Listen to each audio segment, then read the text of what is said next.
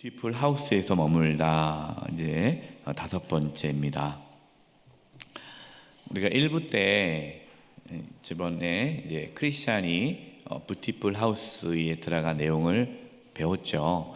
뷰티풀 하우스는 무엇을 상징한다고 말씀을 드렸죠? 교회입니다.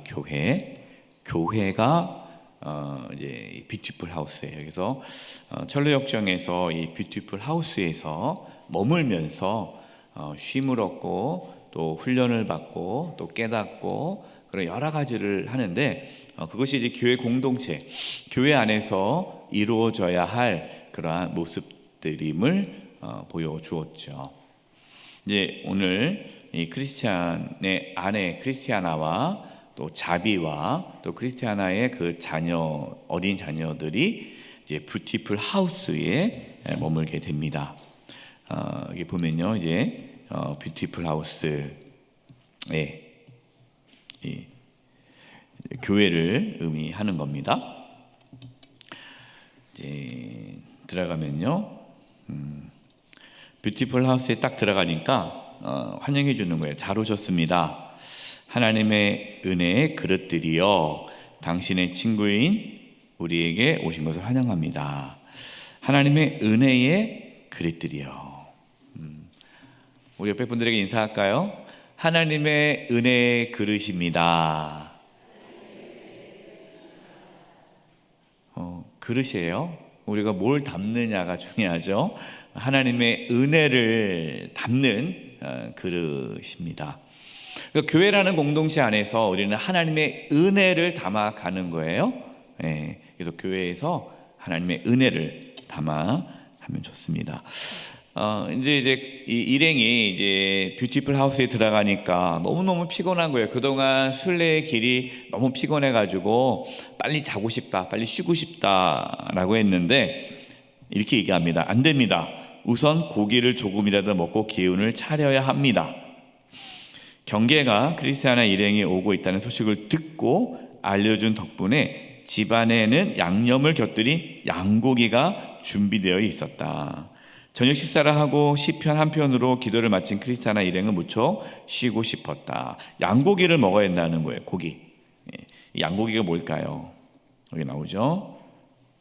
출애굽기 12장 21절. 모세가 이스라엘 모든 장로들을 불러서 그들에게 이르되 너희는 나가서 너희의 가족대로 어린 양을 택하여 유월절 양을 잡고. 이스라엘 백성들이 애굽에서 출애굽 나올 때에 하나님의 구원이 임할 때에 있었던 것이 유월절이죠.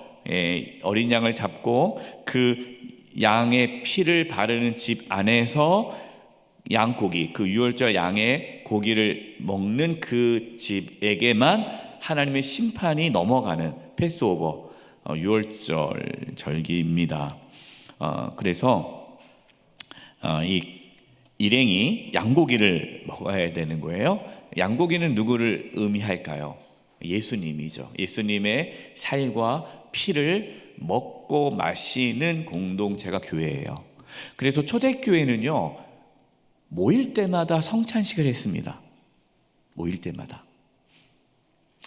사실 매주일 성찬하는 교회가 있어요. 매주 성찬하는 교회가 있습니다. 사실 매주 성찬하는 게 좋죠.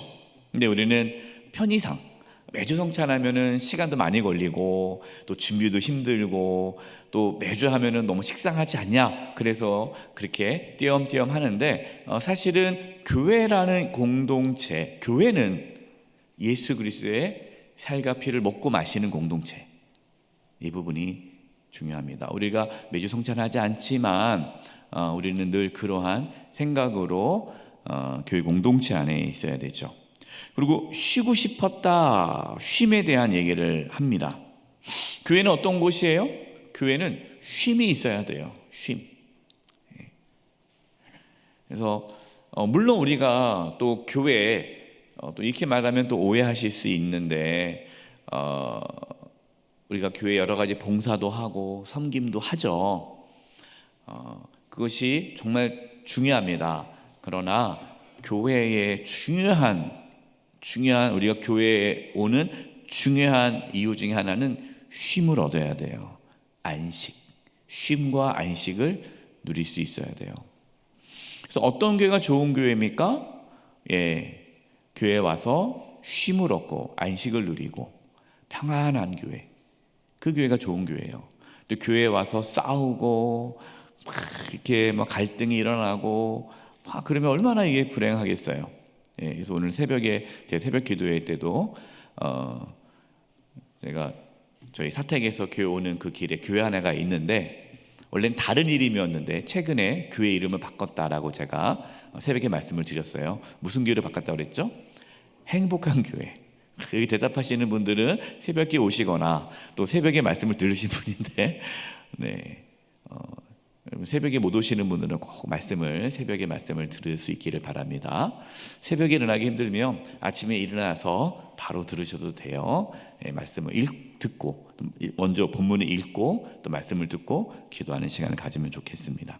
행복한 교회가 좋은 교회예요. 행복해야죠. 그래서 교회는 쉼이 있어야 된다라는 부분을 말씀을 드립니다. 자비가 이제 교회에서 꿈을 꿨어요. 그러니까 뷰티풀 하우스에서 꿈을 꾼 거예요. 이제 꿈 얘기가 나옵니다. 자비가 꿈에서 저는 쓸쓸한 곳에 홀로 앉아 제 마음의 완악함을 탄식하고 있었어요. 꿈입니다. 꿈. 자비가 꿈을 꾸고 있는데 쓸쓸한 곳에 혼자 앉아서 자신의 마음의 완악함을 보고 탄식하고 있었다. 이것이 뭐냐면 죄에 대한 자각이죠. 죄에 대한 자각. 교회는 물론 편안하고 쉼을 얻는 곳이지만 또한 교회 공동체 안에서 우리가 뭘 경험하느냐, 내가 죽을 수밖에 없는 죄인이구나 라는 것을 또 경험을 해야 돼요. 그래서 이 영적인 고민을 하는 거죠. 그 가운데 그때에 하늘을 바라보았는데 날개 달린 언덕 분께서 저를 향해 오시는 게 보였어요. 그분은 곧바로 제게 오시더니 이렇게 말씀하셨어요. 자비야, 왜 괴로워하느냐? 그리고 그분은 제 넋두리를 들으시더니 이렇게 말씀하셨어요. 평안이 내게 있을지어다. 많이 들어봤죠? 제자들이 예수님이 죽으시고 두려움에 사로잡혀 문을 잠그고 숨어 있을 때에 부활하신 예수님께서 제자들을 만나셨죠. 첫 마디가 뭡니까? 평안이 있을지어다. 그러고는 자신의 손수건으로 제 눈물을 닦아주시고 금과 은으로 된 옷을 제게 입혀주었어요. 목에는 목걸이, 귀에는 귀걸이를 걸어주시고 머리에는 면류관을 씌워주셨답니다. 이것은 하나님의 자녀의 신분을 나타내는 것이죠. 그 후에 그분은 제 손으로 잡고 자비야 나를 따라오너라 하시더니 하늘로 올라가셨어요. 저도 그분의 뒤를 따라 황금문에 도착했죠. 황금문이면 어딜까요? 천국문이게, 천국문. 그분께서 문을 두드리자 안에 있는 사람들이 문을 열었고 그분은 안으로 들어가셨어요. 저도 뒤쫓아가서 어느 보좌 앞까지 갔는데, 그 보좌는 어느 보좌입니까? 하나님의 보좌 앞까지 갔는데 그 보좌에 앉으신 분께서, 하나님께서 따라 잘했다 라고 하지 않겠어요? 저도 이러한 하나님의 말씀을 다 들을 수 있기를 바랍니다.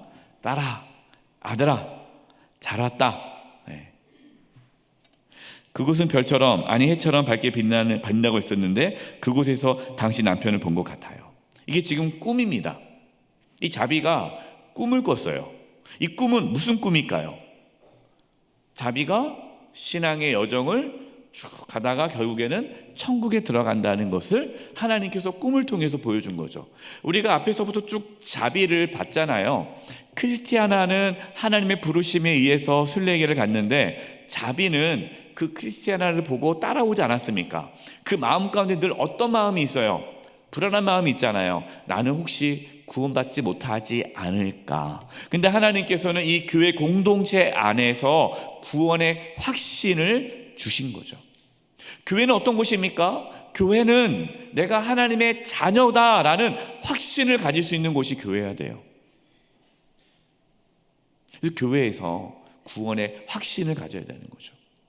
그래서 우리는 교회 공동체 안에 있을 때, 야, 내가 하나님의 자녀구나, 내가 구원받은 하나님의 자녀구나라는 그 확신 속에서 쉼과 안식을 누리다가 다시 세상으로 나아가는 거예요. 그 은혜가 있기를 바랍니다. 이 크리스티아나와 자비와 일행들은 이 뷰티풀 하우스에서 잠을 자고 푹 쉬었습니다. 물어봐요. 그들이 아래층으로 내려가자 사람들이 편히 쉬었냐고 인사했다. 아주 편하게 잘 쉬었어요. 지금까지 머문 곳 중에서 가장 편한 숙소였어요. 저는 기도합니다. 우리 영세교회가 아주 편히 쉴 수 있는 교회가 되기를 바랍니다. 네, 아주 푹 쉴 수 있는 교회, 평안한 교회, 행복한 교회, 기쁨이 가득한 교회. 크리스티나 일행은 그 제안을 수락받고 약 한 달 이상 그곳에 머물며 서로에게 유익을 끼쳤다. 얼마나 행복했을까요? 한 달 동안 머물면서 맛있는 것도 먹고 잠도 잘 자고 또 이야기 나누고 막 그랬단 말이에요. 자, 근데 여기서요, 이제 신중은 이 뷰티풀 하우스에 있는 사람이죠. 크리스티아나가 자식들을 어떻게 키웠는지 궁금했다. 그래서 그들에게 교리문답을 해도 되는지 묻자 크리스티아나는 좋다고 했다. 교리문답이라는 말이 나옵니다. 교리문답이 뭡니까? 교리, 그러니까 기독교 교리, 신학을 알려주는 거죠. 그래서 교회라는 공동체는 어떤 공동체입니까? 하나님의 말씀을 배우는 공동체. 그러니까 교회 안에서 중요한 것이 교리교육이에요. 교리교육 그러면 저는 임승주 목사님이 떠올라요. 항상 임승주 목사님 강조하시는 게 교리교육. 늘 그걸 강조합니다. 맞아요. 저도 이단 사이비를 해보니까 교리교육이 정말 중요해요. 이 교리교육, 교리문답, 교리교육이 잘 안 되면 이단에 많이 빠지거든요. 그래서 이 뷰티풀 하우스에서 교리문답을 이제 합니다. 아이들 대상으로. 잠깐 한번 볼게요. 이제 막내 아들에게 물어봅니다. 야고보야, 너는 누가 너를 만드셨는지 설명할 수 있겠니? 성부 하나님, 성자 하나님, 성령 하나님께서 만드셨어요. 이게 교리문답이에요. 어린 아이들. 그래서 다음 세대 교육이 중요한 거죠. 하나님 말씀으로 잘 양육하는 거예요. 훌륭하구나. 성부 하나님이 어떻게 너를 구원하셨지? 그분의 은혜로요. 하나님의 은혜로 구원받았다. 자랑할 게 없죠. 하나님의 은혜니까. 그럼 또 물어봅니다. 성자 하나님은 너를 어떻게 구원하셨지? 그분의 의와 죽음과 피 그리고 부활하심으로요. 똑똑해 애가요. 예수님의 죽으심과 부활하심으로 우리가 구원을 받았습니다. 그러면 성령 하나님은 너를 어떻게 구원하셨지? 여기 나오죠. 성부, 성자, 성령 하나님을 정확하게 아는 게 중요해요. 그분의 조명과 새롭게 하심.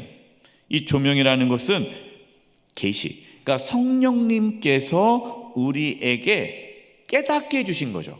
우리가 하나님 말씀을 듣고도 깨닫는 것은 성령님의 역사예요.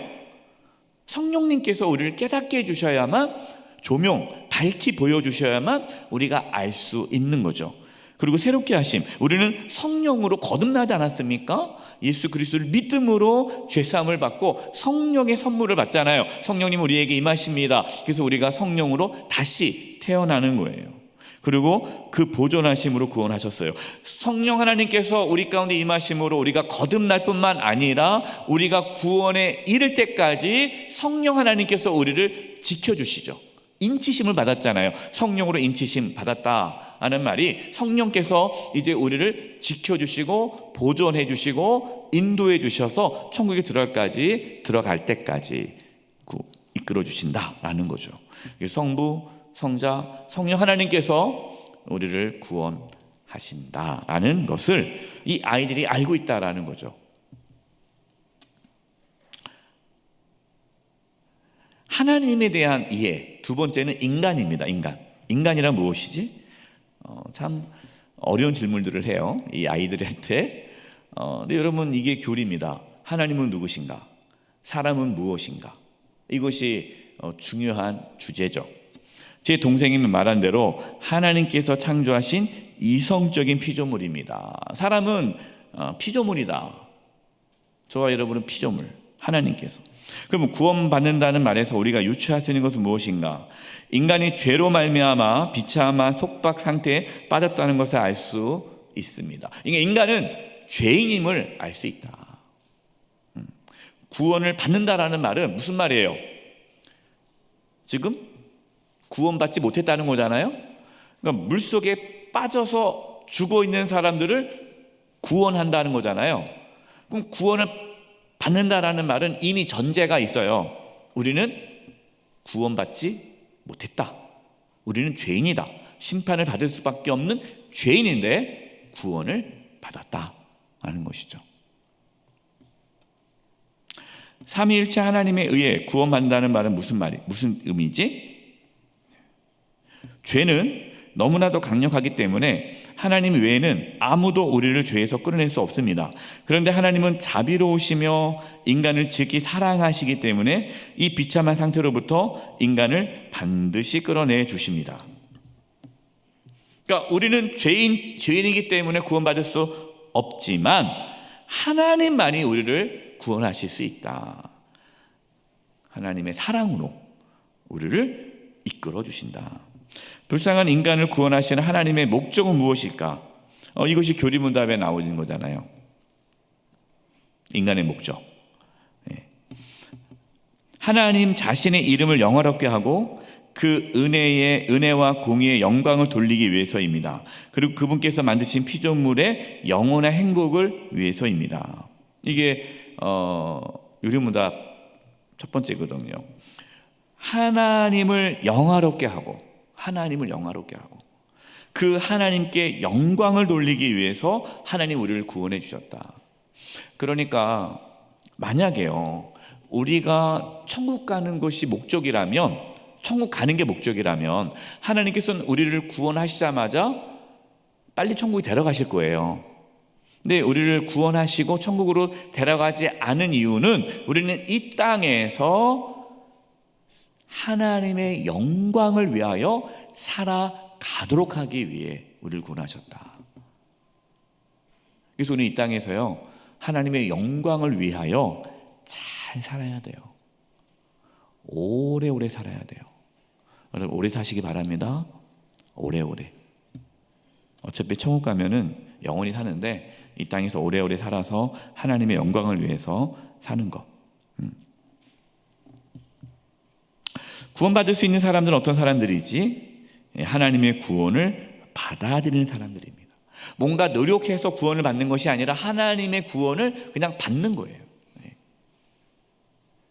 이게 믿음이죠. 우리는 믿음으로 구원을 받는 겁니다. 믿음으로 구원을 받는 거예요. 또 물어봅니다. 지금 계속 지금 교리 문답, 그러니까 교리 교육을 하고 있는 거예요. 지금 성경 공부를 하고 있는 거예요. 교회 안에서. 천국은 어떤 곳이지? 하나님께서 계시기 때문에 가장 복된 곳입니다. 그러니까 천국은 어떤 곳입니까? 거기 눈물도 없고 슬픔도 없고 아픔도 없고 금은보화가 가득해서 내가 너무 살기 좋아서 글로 가고 싶어요. 이게 아니죠. 하나님이 계시기 때문에 천국인 거예요. 그래서 지금 이 땅에서도 우리는 하나님과 함께하면 천국을 누릴 수가 있죠. 그래서 이 땅에서 우리는 천국의 삶을 살아가야 됩니다. 주님과 함께 이 땅에서 천국의 삶을 살다가 천국에 가는 거예요. 그러면 지옥은 어떤 곳입니까? 그것은 죄와 마귀와 죽음이 거하는 곳이기 때문에 가장 불행한 곳입니다. 나오죠. 왜 너는 천국에 가려고 하니? 지옥이 싫어서요. 그러면 안 돼요.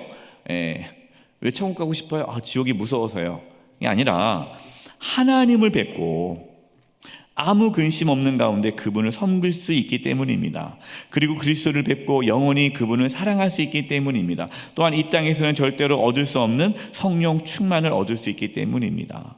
하나님이 너무 좋아서, 하나님 너무 좋아서. 성부, 성자, 성령 나오죠. 성부 하나님, 성자 예수님, 성령 하나님. 성부, 성자, 성령 하나님을 만나고 사랑하고 함께 그분과 사랑하고 싶어서. 하나님께서 존재하시기 전에 무엇이었을까요? 하나님은 영원한 분이시기 때문에 태초의 천장까지는 하나님 외에 아무것도 존재하지 않았습니다. 그러니까 무에서 유를 창조하셨다는 거죠. 성경에 대해서 어떻게 생각하니? 성경은 하나님의 거룩한 말씀입니다. 성경 기록된 말씀 중에 이해할 수 없는 게 있니? 네, 상당히 많이 있습니다. 저도 이해 안 되는 게 많아요. 우리는 다 모르죠. 마치 내가 다 아는 것처럼 우리는 신앙생활 할 수 없어요. 모릅니다. 모르고 가는 거고요. 그러나 하나님께서는요, 우리가 꼭 필요한 만큼은 다 알려주세요. 그렇게 생각하시고 겸손한 마음으로 우리가 하나님 말씀 배우면 돼요. 그럼 이해할 수 없는 부분을 만났을 때 어떻게 하지? 저는 하나님께서 저보다 지혜로우시다 생각합니다. 그래서 유익한 모든 것을 알게 해달라고 그분께 기도합니다. 우리는 기도하고 말씀을 들어야 돼요. 깨닫게 해달라고. 죽은 자의 부활에 대해서 어떻게 믿고 있니? 저는 죽은 자들이 장세될 때와 같은 모습으로 살아난다고 믿습니다. 물론 본질은 동일이지만 썩지 않을 몸으로 부활하는 거죠. 그건 신비죠. 저는 두 가지 근거를 부활을 믿습니다. 첫째는 하나님께서 약속하셨기 때문이고, 둘째는 하나님께서 이를 행하실 수 있기 때문입니다. 사랑하는 성도 여러분, 부활을 믿으십니까? 우리는 부활을 믿어요. 하나님 약속하셨잖아요. 그러면서 이제 훌륭하구나. 그러니까 지금까지 계속 어머니의 말씀을 잘 들어야 한단다. 그러니까 지금 어머니가 아이들에게 이 말씀을 가르쳤다는 거죠. 이게 신앙 양육인 거죠. 그럼 교회 공동체라는 것은 신앙의 유산이 이어지는 겁니다. 우리가 거기 공동체 안에서 하나님 말씀을 배우고 그걸 또 다음 세대에게 가르치고 이 신앙의 유산이 이어지도록 힘쓰는 거죠. 좋은 이야기에도 열심히 귀 기울여 해. 그들은 너에게 유익한 것들을 이야기해 줄 수 있기 때문이지. 그러면서 너희 아버지를 순례자가 되게 만든 그 책을 많이 묵상해야 한다. 이 책이 어떤 책일까요? 성경책. 하나님 말씀을 많이 묵상해야 한다. 그 가운데 일주일이 지나자 자비를 찾아 어떤 손님이 있었는데 거품이라는 사람이 찾아왔어요. 이 거품, 이름만 들어도 알겠죠? 거품이에요. 자비, 이 자매에게 호감이 있었어요. 그는 약간의 교양을 갖춘 사람으로 신앙이 있는 것처럼 보였으나 사실은 세상 일에 아주 집착하는 사람이었다. 뭔가 고상하고 교양이 있는 것 같고 신앙이 있는 것처럼 보이지만 거품이에요, 거품. 실제는 세상 일에만 집착이 있는 사람. 그래서 이제 관심을 표하는 거죠. 그래서 우리 청년들한테도 제가 청년 사역할 때 그랬어요. 믿음 좋아 보이는 청년한테 속지 말라고. 믿음이 엄청 좋아 보이잖아요. 그러니까 이제 자매들은 잘 모르니까 형제가 기타도 잘 치고 찬양 기도도 잘하고 또 뭔가 막 교회에서 뭐 하니까 믿음이 엄청 좋은 것 같은데 거품인 청년들이 의외로 있어요. 거품 청년들. 그래서 잘 봐라. 속지 말아라.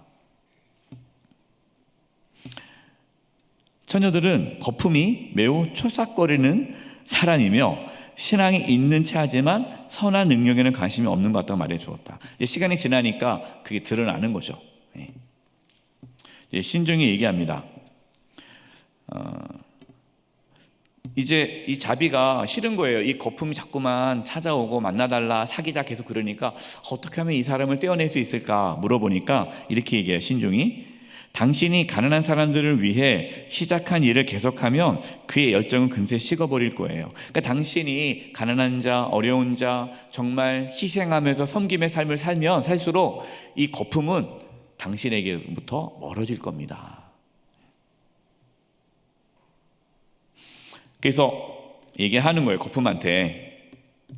제가 이 일을 하는 이유는 앞날을 위하여 선한 사업을 많이 하고 좋은 터를 쌓아 참된 생명을 취하기 위해서랍니다. 디모데 전서 6장 18절이죠. 선을 행하고 선한 사업을 많이 하고 나눠주기를 좋아하며 너그러운 자가 되게 하라. 이것이 장래의 자기를 위하여 좋은 터를 쌓아 참된 생명을 취하는 것이니라. 이렇게 나는 선한 사업을 하겠다. 나는 막 돈 벌어가지고 나만 잘 먹고 잘 사는 게 아니라 정말 내가 열심히 돈 벌어서 어려운 이웃들을 위해서, 하나님 나라를 위해서 선교와 구제하는 일에 힘쓰겠다. 그것을 좋아하는 사람이 있고 싫어하는 사람이 있죠. 싫어하는 사람은 거품, 떠난다는 거예요. 이 사람이랑 내가 결혼하면은 헌금 많이 하겠구나. 그러면 안 되겠다, 피곤하겠다. 이래서 이제 떠나가겠다는 거죠.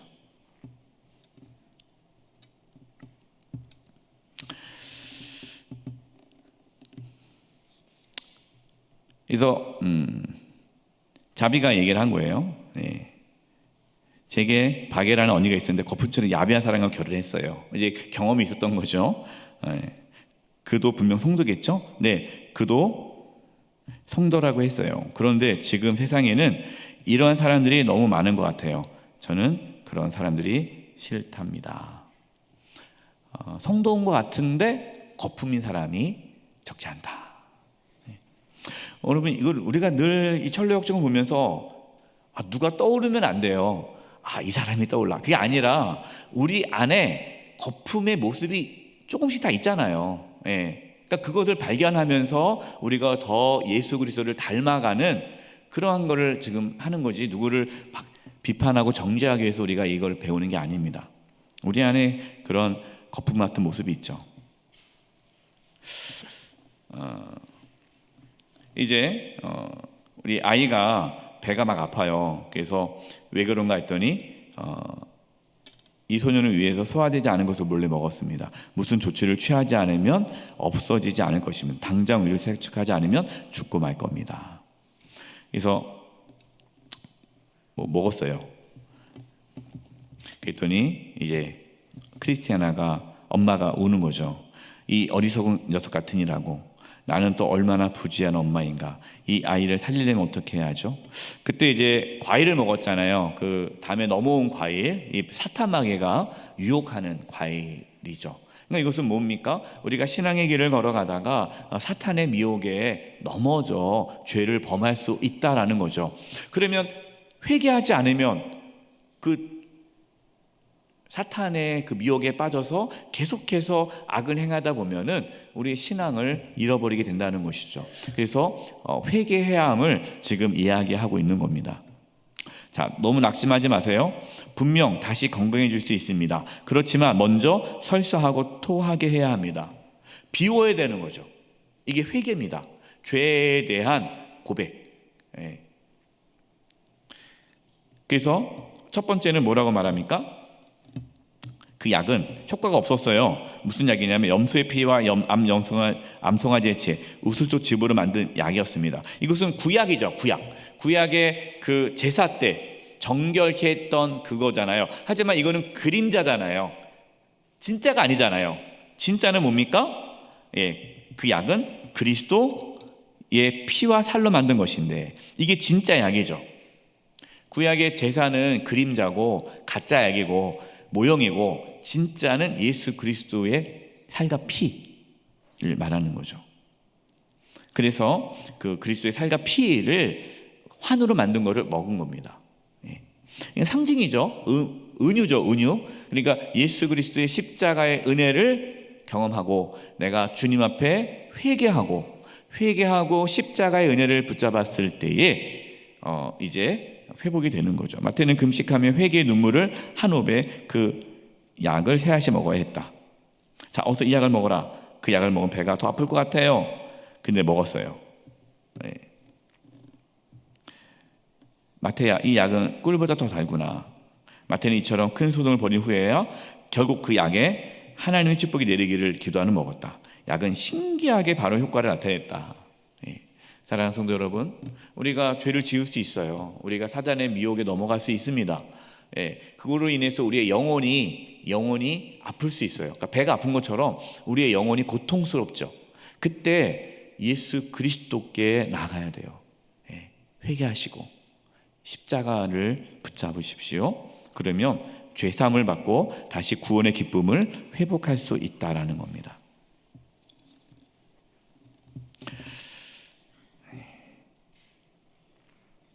또 약에 대한 부분이 있는데요. 이 약을 적절하게 잘만 사용하면 영생할 수도 있습니다. 이 약이 예수님이죠. 여기 보면요, 내가 곧 생명의 떡이라. 너희 조상들은 광야의 만나를 먹어도 죽었거니와 이는 하늘에서 내려오는 떡이니 사람으로 하여금 먹고 죽지 아니하게 하는 것이라. 나는 하늘에서 내려온 살아있는 떡이니 사람이 이 떡을 먹으면 영생하리라. 내가 줄 떡은 곧 세상의 생명을 위한 내 살이니라 하시니라. 그래서 아까 제가 말씀을 드렸잖아요. 교회 공동체에서 중요한 것이 성찬식이다. 예수님이 살과 피를 먹고 마시는. 그래서 오자마자 그 어린 양 고기를 먹었잖아요. 아까 앞에서요.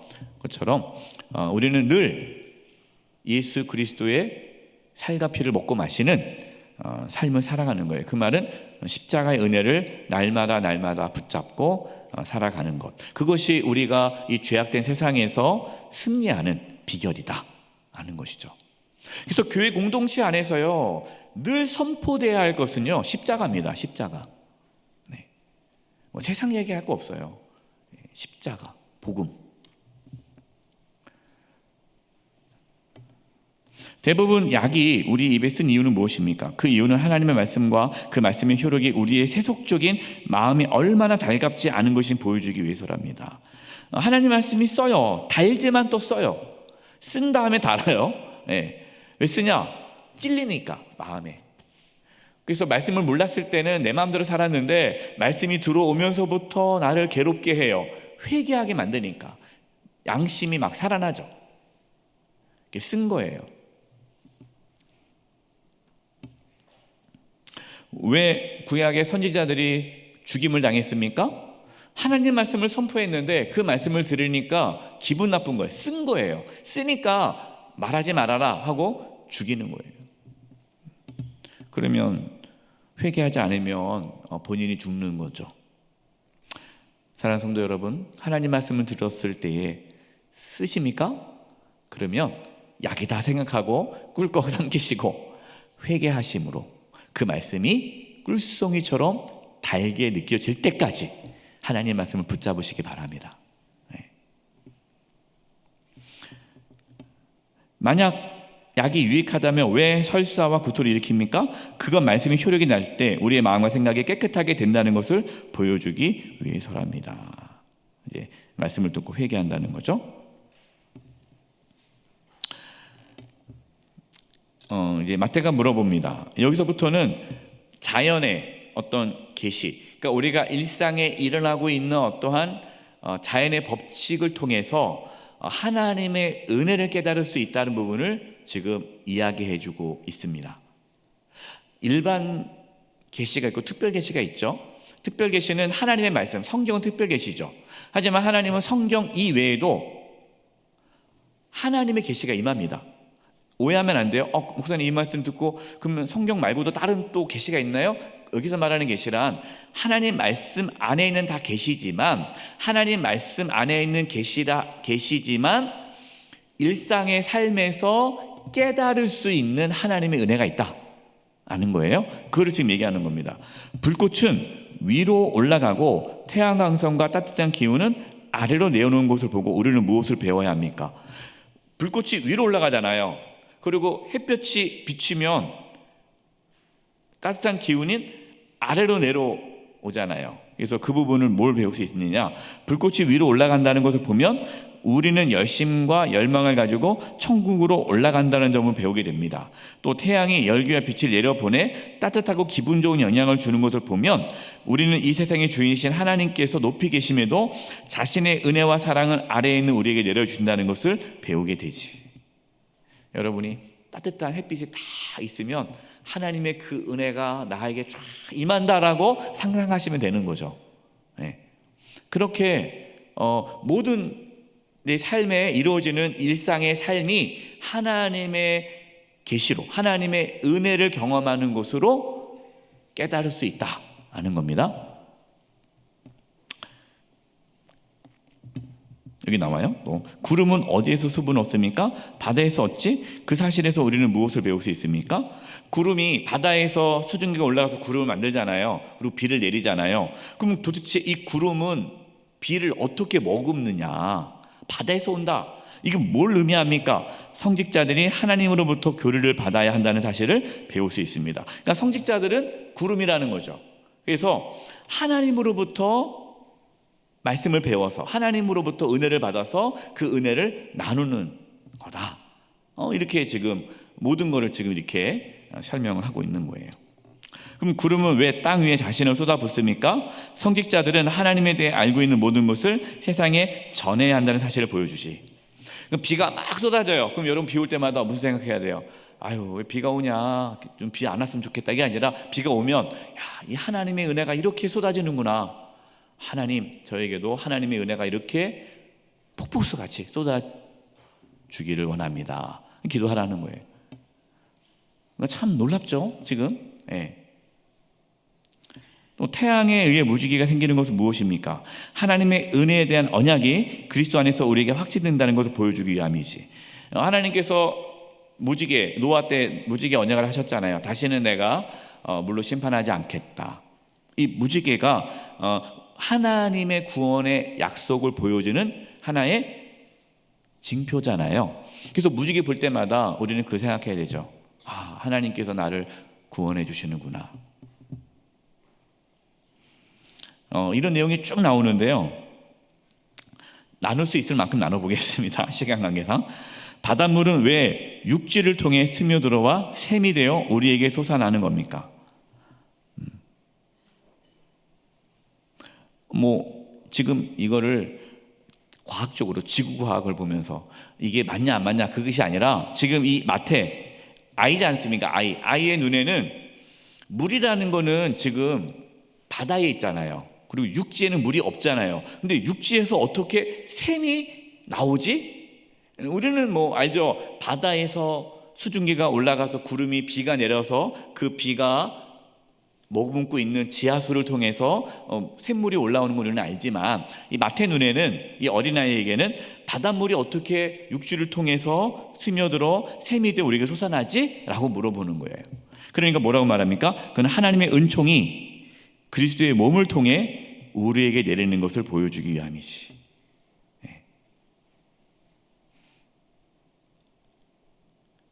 하나님의 은총이 눈에 안 보이잖아요. 근데 예수 그리스도를 통해서 우리에게 나타났잖아요. 이걸 지금 자연의 어떠한 그러한 모습을 통해서 깨닫게 되는 거죠. 그래서 하나님 날 사랑하신 거 맞습니까? 날 사랑한다면 왜 나한테 이런 일이 생깁니까? 할 때에 하나님 날 사랑하는 게 맞습니까? 할 때 하나님 뭐라고 말씀하세요? 십자가를 봐라. 십자가는 하나님의 사랑의 징표죠.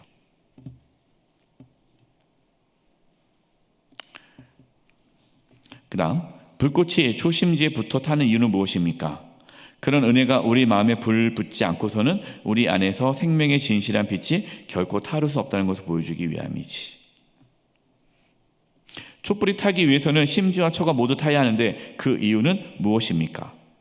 우리 안에 있는 하나님의 은혜가 계속 유지되려면 육체와 영혼을 다 바쳐 섬겨야 한다는 것을 보여주기 위해서지. 그러니까 촛불이 타려면은 초가 타야 되잖아요. 그 말은 뭐냐? 우리 안에 그 생명의 빛, 너희는 세상의 빛이라 했을 때 그 빛이 발하려면 우리가 썩어야죠. 우리가 죽어야죠. 그걸 얘기하는 거예요. 내가 죽지 않고 어떻게?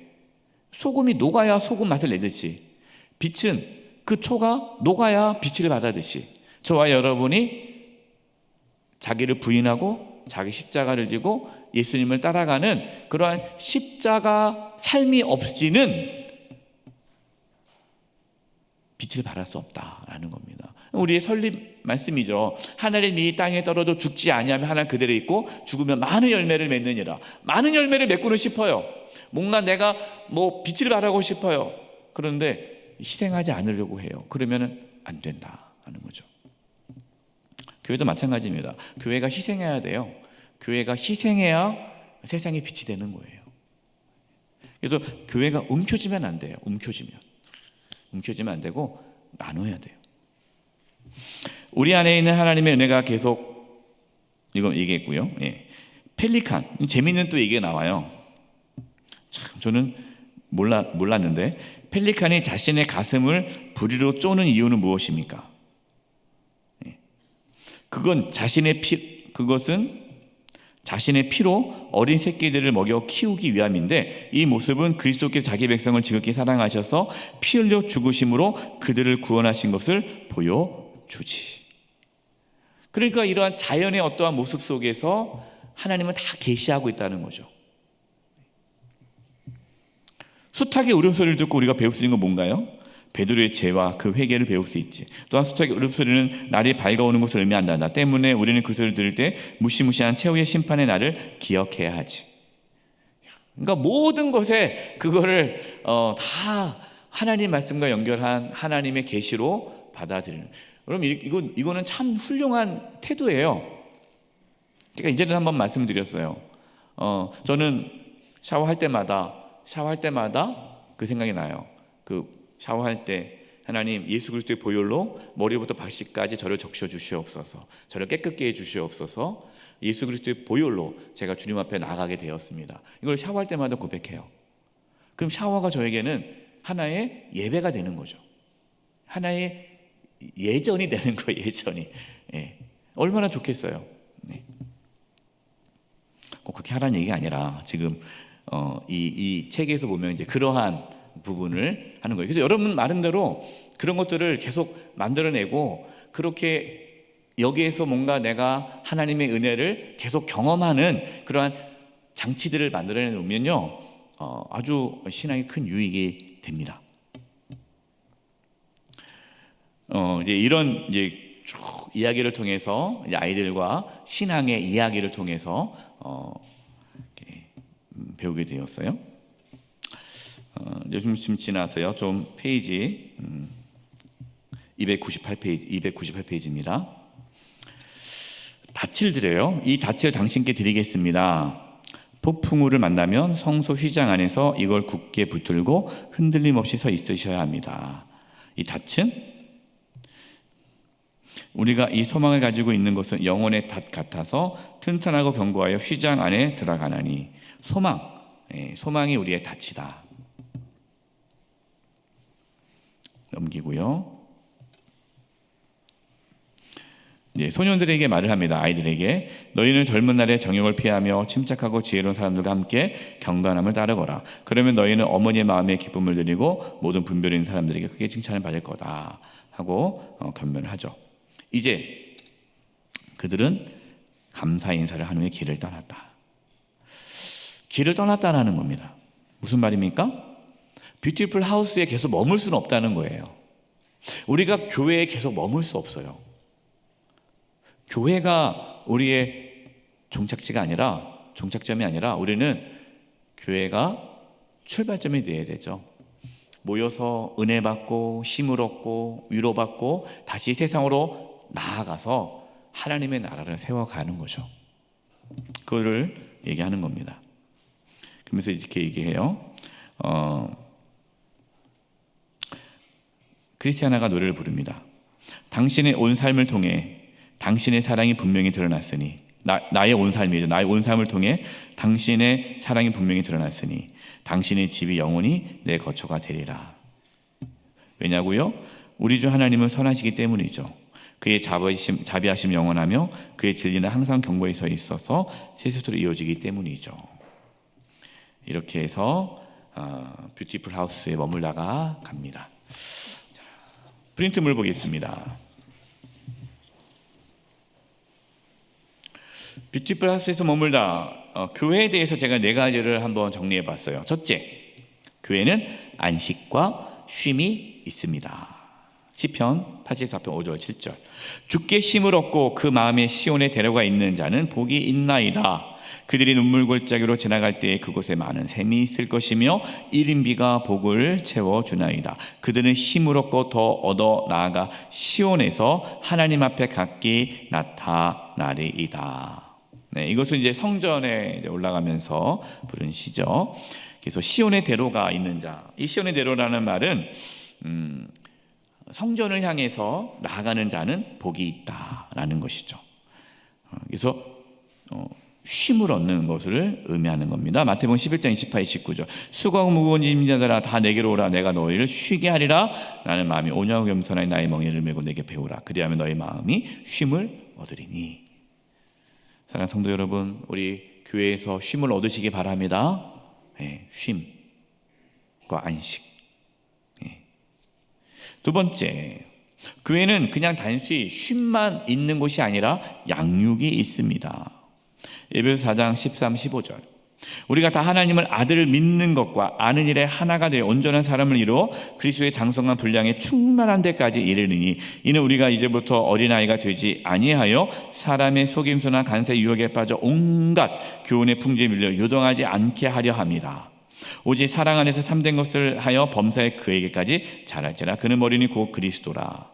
그러니까 우리는 그리스도까지 자라기 위해서, 성숙하기 위해서 계속해서 하나님을 믿는, 예수님을 믿는 것과 아는 일에 하나가 되어 장성의 분량에 이를 때까지 힘써야 한다. 그러니까 교회는 양육이 있어야 된다. 지금 수요사경에도 양육이죠. 지금 우리가 양육을 하고 있는 거예요. 이 철로역정이라는 책을 통해서 좀 배우고 있는 거죠.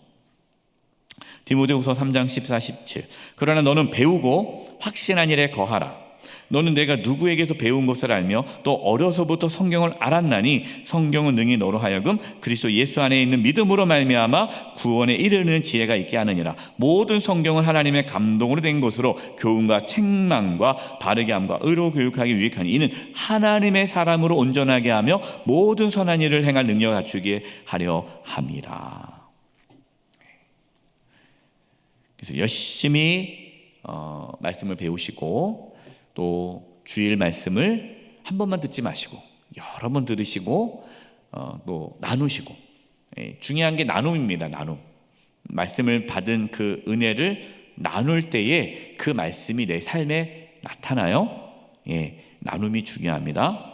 그래서 구역이든 여전교회, 남성교회든 어떤 공동체든 오이코스. 그래서 오이코스를 만든 이유가 나누려고 만든 거예요. 꼭 나눔이 중요해요. 세 번째, 교회는 성도의 교제가 있습니다. 히브리서 10장 24, 25절.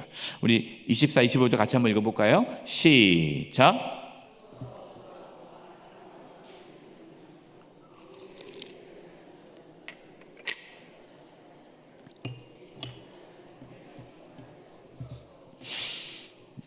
모이기를 힘쓰자. 모여야 돼요. 교회는 모여야 돼요. 모이지 않고 어떻게 하겠습니까? 모여서 서로 돌아보고 사랑과 선행으로 격려하는 거죠. 그래서 요즘에 누가 잘 안 보인다. 그러면 연락해보고 또 만나보고 찾아가고 격려하고, 누가 힘들다. 그럼 같이 기도해주고.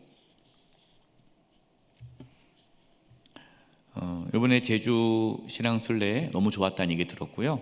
또 거기서 서로 막 기도해주고 서로 돌아보고 서로 격려하는 게 너무 좋았다라는 얘기를 들었어요. 그게 교회죠, 교회.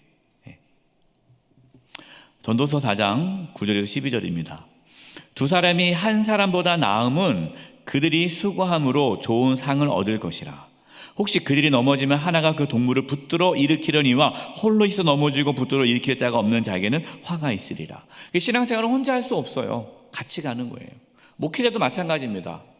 목회자도요, 아무도 안 만나고 그냥 열심히 목회하는 목사님들이요, 위험해요. 만나야 됩니다. 동료 목사님들하고 만나서 교제하고 은혜를 나누고 고민을 나누고 함께 기도해 주는 그러한 대화 공동체가 필요해요. 그래야 목회를 잘 할 수가 있어요. 우리 목사님들도 보면은 아무도 안 만나고 혼자만 목회하는 분인 불안해, 위험해요. 그럼 꼭 문제가 생겨요. 문제가. 신앙생활도 혼자 하는 분이 있어요. 아무도 안 만나. 그냥 교회만 왔다 갔다. 구역 모임도 안 하고 여전도회도 안 하고 남성교회도 안 하고 뭐 봉사도 안 하고 아무것도 안 해요. 딱 예배만 드리고 밥도 안 먹어. 커피도 안 마셔요. 그리고 예배만 딱 드리고 가요. 그렇게 20년, 30년 하신 분들은요, 대단한 의지력이 대단한 분이고요. 대부분은 그냥 사라져요. 신앙생활 못합니다. 왜? 넘어질 때 붙잡아 줄 사람이 없어요. 그래서 같이 하는 거예요, 우리가. 그래서 수요 사경이 끝나고 가능하시다면 바로 집에 가지 마시고 3, 4, 5 모여서 식사도 하고 교제도 하고, 얼마나 좋잖아요. 수요 사경 끝나고 오이코스 하고, 그렇게 하면 얼마나 좋습니까? 이렇게 해서 끝나고 바로 가지 말고 같이 또 밥도 먹고 차도 마시면서 서로 기도 제목 나누고 그러는 거죠. 네 번째, 교회는 세상으로 나아갑니다. 마태복음 28장 19절 20절. 그러므로 너희는 가서 모든 민족을 제자로 삼아 아버지와 아들과 성령의 이름으로 세례를 베풀고 내가 너에게 분부한 모든 것을 가르쳐 지키게 하라. 볼지어다 내가 세상 끝날까지 너희와 항상 함께 있으리라. 예수님께서 말씀하셨어요. 너희는 가라는 거죠. 모여있지 말고. 예루살렘 교회가 모여있기만 했잖아요. 우리가 사도행전 때 말씀을 나눴지만 예루살렘 교회가 흩어지지 않았어요. 계속 모이기만 했습니다. 흩어져야 되는데 안 흩어졌어요. 그러니까 뭐가 왔습니까? 박해가 왔죠. 박해로 인해서 예루살렘 교회 성도들이 뿔뿔이 흩어질 수밖에 없었어요. 하나님께서 그렇게 하신 거죠. 우리는 가야 돼요. 교회는 세상으로 나아가야 합니다. 이것이 선교적 교회예요. 우리 교회가 선교적 교회를 지향하는데, 선교적 교회가 뭐냐? 선교사를 많이 파송하는 교회가 선교적 교회가 아니라 우리 성도님들이 세상에 나아가서 하나님의 자녀로, 예수 그리스도의 제자로, 증인으로 살아가는 것이 선교적 교회다 하는 거예요. 요한복음 17장 16절 18절. 예수님께서 하신 기도죠. 내가 세상에 속하지 아니함 같이 그들이 누구입니까? 예수님의 제자죠. 세상에 속하지 아니하여 싸움나이다. 그들을 진리로 거룩하게 하옵소서. 아버지의 말씀은 진리니이다. 아버지께서 나를 세상에 보내신 것 같이 나도 그들을 세상에 보내었고. 하나님께서 예수님을 세상에 보내셨잖아요. 그것처럼 나도 너희를 세상에 보낸다. 이런 것이 교회의 사명이죠. 그래서 교회는 세상으로 나아가야 합니다. 우리끼리만 모여 있으면 안 돼요. 세상으로 나아가는 교회에 복음을 들고 또 그리스도의 사랑을 들고 고통받고 힘들어하는 이웃을 향해 손을 내밀는 교회. 그래서 저는 꿈꿉니다. 이 지역에 있는 주민들이 가장 좋아하는 교회. 본인은 교회를 다니지 않아도 영세교회 하면은 웃고, 너무 좋은 교회, 영세교회가 꼭 우리 동네에 있어야 돼 라고 말을 듣는 교회. 여러분, 그 교회가 선교적 교회예요. 오늘 뷰티풀 하우스에 머물다라는 부분을 나눴습니다. 우리가 교회 공동체 안에서 이렇게 귀하고 아름다운 신앙 공동체를 잘 이루어갈 수 있기를 주님의 이름으로 축원드립니다. 기도하겠습니다. 하나님, 저에게 영세교회를 허락해 주시고 영세교회 공동체 안에서 주님을 섬기게 하심에 감사합니다. 교회 안에서 참된 쉼과 안식을 누리고 또 하나님 말씀을 배우고 또 서로 성도 간의 교제를 하며 또 세상으로 나아가는 선교적 교회가 되게 해 주시옵소서. 예수님의 이름으로 기도드리오며 지금은 우리 주 예수 그리스도의 은혜와 하나님 아버지의 그 크신 사랑하심과 성령님의 교통하심과 충만하심이 우리 사랑하는 성도님들 한 영혼 한 영혼 위에, 영세교회와 이 나라 민족 위에 이제부터 영원토록 함께 하옵시기를 간절히 축원하옵나이다. 아멘.